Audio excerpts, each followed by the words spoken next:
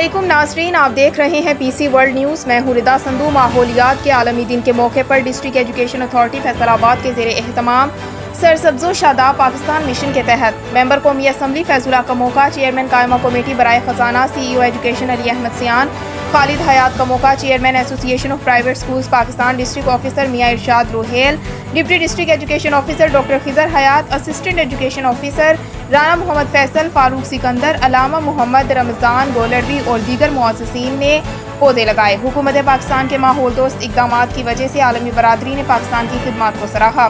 آج کے دن آئے ہم سب مل کر پاکستان کو سرسبز اور شاداب بنائیں اور قدرتی خوبصورتی بحال رکھنے میں اپنا بھرپور کردار ادا کریں۔ ماحولیات کے عالمی دن کی میزبانی پاکستان کر رہا ہے، جس کی مرکزی تقریب آج کنونشن سینٹر اسلام آباد میں ہوگی۔